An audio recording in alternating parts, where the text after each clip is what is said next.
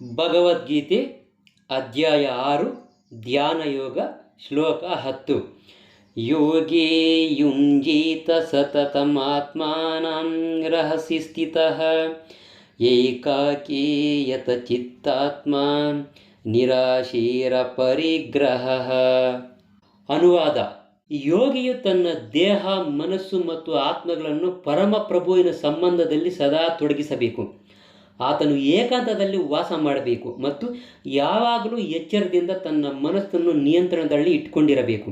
ಆತನು ಬಯಕೆಗಳಿಂದ ಮತ್ತು ಸ್ವಾಧೀನತಾಭಾವದಿಂದ ಮುಕ್ತನಾಗಿ ಇರಬೇಕು. ಇದರ ಭಾವಾರ್ಥ: ಬ್ರಹ್ಮನ್, ಪರಮಾತ್ಮ ಮತ್ತು ದೇವೋತ್ತಮ ಪರಮಪುರುಷ ಎಂದು ಬೇರೆ ಬೇರೆ ಪ್ರಮಾಣಗಳಲ್ಲಿ ಕೃಷ್ಣ ಸಾಕ್ಷಾತ್ಕಾರವಾಗುತ್ತದೆ.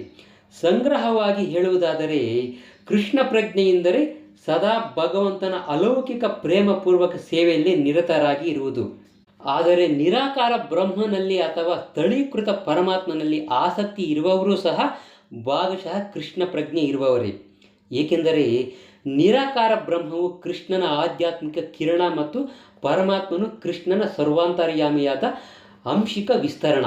ಹೀಗೆ ನಿರಾಕಾರವಾದಿಯು ಮತ್ತು ಧ್ಯಾನಯೋಗಿಯು ಪರೋಕ್ಷವಾಗಿ ಕೃಷ್ಣ ಪ್ರಜ್ಞೆ ಇರುವವರೇ.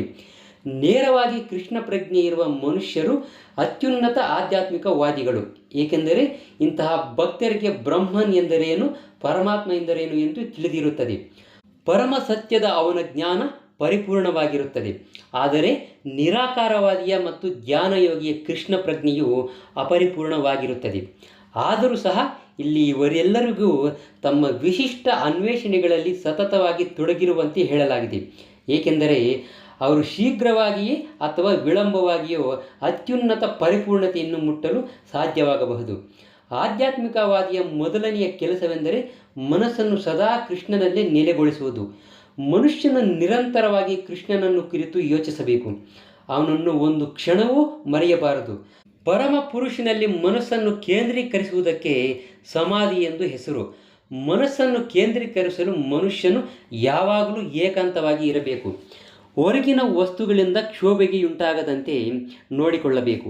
ತನ್ನ ಸಾಕ್ಷಾತ್ಕಾರಕ್ಕೆ ಸಹಕಾರಿಯಾದದ್ದನ್ನು ಸ್ವೀಕರಿಸಲು ಮತ್ತು ಅನುಕೂಲವಾದದ್ದನ್ನು ತಿರಸ್ಕರಿಸಲು ಅವನು ಸದಾ ಎಚ್ಚರದಿಂದ ಇರಬೇಕು. ಹಲವು ಅನಗತ್ಯವಾದ ಐಹಿಕ ವಸ್ತುಗಳು ಮನುಷ್ಯನಲ್ಲಿ ಒಡೆತನದ ಭಾವನೆಗಳನ್ನು ಉಂಟು ಮಾಡುತ್ತವೆ. ಪರಿಪೂರ್ಣ ದೃಢ ಸಂಕಲ್ಪ ಮಾಡಿ ಆತನು ಇವುಗಳ ಬಯಕೆಯನ್ನು ದೂರವಿಡಬೇಕಾಗುತ್ತದೆ. ಈ ಎಲ್ಲ ಪರಿಪೂರ್ಣತೆಗಳನ್ನು, ಮುನ್ನೆಚ್ಚರಿಕೆಗಳನ್ನು ಮನುಷ್ಯನು ನೇರವಾಗಿ ಕೃಷ್ಣ ಪ್ರಜ್ಞೆಯಲ್ಲಿದ್ದಾಗ ಸಂಪೂರ್ಣವಾಗಿ ಕಾರ್ಯಗತ ಮಾಡಬಹುದು. ಏಕೆಂದರೆ ನೇರ ಕೃಷ್ಣ ಪ್ರಜ್ಞೆ ಎಂದರೆ ಆತ್ಮಸ್ವಾರ್ಥ, ತ್ಯಾಗ.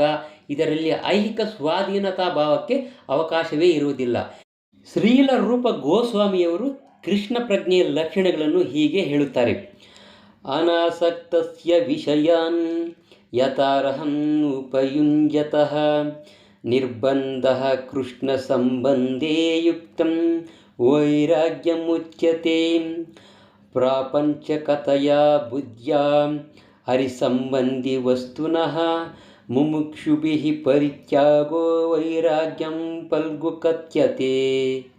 ಮನುಷ್ಯನು ಯಾವುದಕ್ಕೂ ಅಂಟಿಕೊಳ್ಳದೇ ಇದ್ದಾಗ, ಎಲ್ಲವನ್ನು ಕೃಷ್ಣ ಸಂಬಂಧದಲ್ಲಿ ಸ್ವೀಕರಿಸಿದಾಗ ಆತನು ಸರಿಯಾದ ರೀತಿಯಲ್ಲಿ ಸ್ವಾಧೀನತಾ ಭಾವವನ್ನು ಮೀರಿದವನಾಗುತ್ತಾನೆ. ಅದರ ಬದಲು ಪ್ರತಿಯೊಂದನ್ನು ಅದಕ್ಕೆ ಕೃಷ್ಣನೊಡನಿರುವಂಥ ಸಂಬಂಧವನ್ನು ತಿಳಿಯದೆ ತಿರಸ್ಕರಿಸುವವನು ತ್ಯಾಗದಲ್ಲಿ ಅಷ್ಟು ಪರಿಪೂರ್ಣನಲ್ಲ ಅಂತ ಅರ್ಥ ಮಾಡಿಕೊಳ್ಳಬೇಕು. ಕೃಷ್ಣ ಪ್ರಜ್ಞೆ ಇರುವ ಮನುಷ್ಯನಿಗೆ ಎಲ್ಲವೂ ಕೃಷ್ಣನಿಗೆ ಸೇರಿದ್ದು ಎನ್ನುವುದು ಚೆನ್ನಾಗಿ ತಿಳಿದಿರುತ್ತದೆ. ಆದ್ದರಿಂದ ಯಾವ ವಸ್ತುವಾದರೂ ತನಗೆ ಸೇರಿದ್ದು ಎನ್ನುವ ಭಾವನೆಗಳಿಂದ ಮುಕ್ತನಾಗಿ ಇರುತ್ತಾನೆ. ಹೀಗಿರುವಾಗ ತನಗೆ ಬೇಕೆಂಬ ಕಾರಣಕ್ಕಾಗಿ ಆತನು ಯಾವುದಕ್ಕೂ ಹಂಬಲಿಸುವುದಿಲ್ಲ. ಕೃಷ್ಣ ಪ್ರಜ್ಞೆಗೆ ಅನುಕೂಲವಾದ ವಸ್ತುಗಳನ್ನು ಹೇಗೆ ಸ್ವೀಕರಿಸಬೇಕು ಮತ್ತು ಕೃಷ್ಣ ಪ್ರಜ್ಞೆಗೆ ಪ್ರತಿಕೂಲವಾದ ವಸ್ತುಗಳನ್ನು ಹೇಗೆ ತಿರಸ್ಕರಿಸಬೇಕು ಎಂದು ಆತನಿಗೆ ತಿಳಿದಿರುತ್ತದೆ. ಆತನು ಐಹಿಕ ವಸ್ತುಗಳಿಂದ ಸದಾ ದೂರವಾಗಿ ಇರುತ್ತಾನೆ. ಏಕೆಂದರೆ ಆತನು ಸದಾ ಆಧ್ಯಾತ್ಮಿಕ ಸ್ಥಿತಿಯಲ್ಲಿರುತ್ತಾನೆ. ಕೃಷ್ಣ ಪ್ರಜ್ಞೆ ಇಲ್ಲದಿರುವವನೊಂದಿಗೆ ಅವನಿಗೆ ಯಾವುದೇ ರೀತಿ ಸಂಬಂಧ ಇಲ್ಲದಿರೋದರಿಂದ ಅವನು ಯಾವಾಗಲೂ ಏಕಾಂಗಿ. ಆದ್ದರಿಂದ ಕೃಷ್ಣ ಪ್ರಜ್ಞೆಯಲ್ಲಿರುವ ಮನುಷ್ಯನು ಪರಿಪೂರ್ಣ ಯೋಗಿಯಾಗಿ ಇರುತ್ತಾನೆ.